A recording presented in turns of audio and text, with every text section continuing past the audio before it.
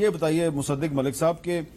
ابھی تو کل کابینہ کا اجلاس ہونا ہے. ہم نے تو سنا تھا کابینہ کے اجلاس کے بعد فیصلہ ہوگا, لیکن رانا ثناء اللہ صاحب نے تو تقریباً اعلان کر دیا ہے کہ ہم عمران خان کے خلاف ریفرنس دائر کریں گے اور سپریم کورٹ سے درخواست کریں گے کہ فل کورٹ اس کی ہیئرنگ کرے. تو کیا فیصلہ ہو گیا ہے؟ میرے خیال میں جی, کیونکہ ایک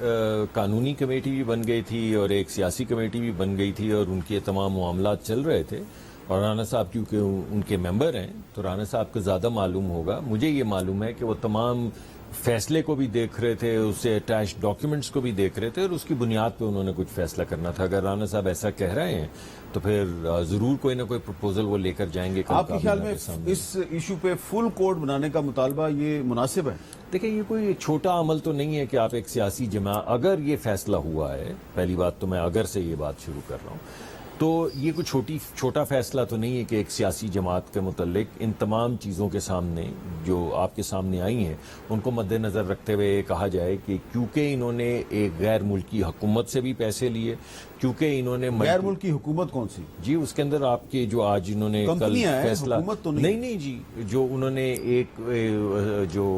ایک ملک کے کابینہ کے ممبر ہیں, انہوں نے 2 ملین پاؤنڈز جو ہیں بھیجے, جو بوٹان کرکٹ کلب کے ذریعے پی ٹی آئی کی فنڈنگ میں آئے. وہ یو اے کی حکومت کے وزیر ہیں, انہوں نے نہیں, وہ دیکھیں نا, میں نے آپ کو یہ بتایا کہ وہ لکھا ہوا ہے, وہ تو قانون انٹرپریٹ آپ نے کرنا ہے نا. اس میں اگر آپ کوئی حکومت ہو, کیونکہ حکومت کیسے پیسے دے سکتی ہے, حکومت ہو آپ, شیخ مبارک کا نام ہے نا جی, آپ حکومت کے کابینہ میں ہوں, آپ حکومت کی اسٹیٹ اونڈ انٹرپرائز ہوں, یعنی بڑی تفصیل کے ساتھ. اگر کوئی کمپنی بھی ہو جو حکومت اون کرتی ہے تو وہ اگر پیسے دیتی ہے تو وہ اس فنڈنگ میں آتی ہے. تو یہ فیصلے تو اب کرنے ہیں عدالت کو اور کابینہ کو. مگر یہ تمام معاملات جو سامنے آئے ہیں جس میں غیر ملکیوں نے بھی فنڈنگ کی ہے, غیر ملکی 355 کے قریب کمپنیوں نے بھی فنڈنگ کی ہے, ابراج نے بھی فنڈنگ کی ہے, جس کو بعد میں $1 ارب کا فائدہ دیا گیا جیسے ہی حکومت آئی 2020 میں فیصلہ کر کے. ایک ڈٹانگ کول پروجیکٹ جو کمٹمنٹ تھی کے الیکٹرک کی کہ وہ یہ کراچی کے لوگوں کے لیے بجلی بنانے میں انویسٹ کریں گے,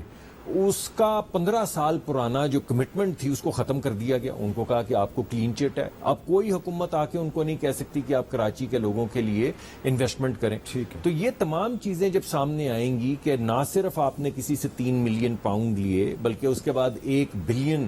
کا آپ نے اس کو فائدہ دیا حکومت میں آتے ہی, نہ صرف آپ نے کسی کے $250 ملین معاف کیے بلکہ اس سے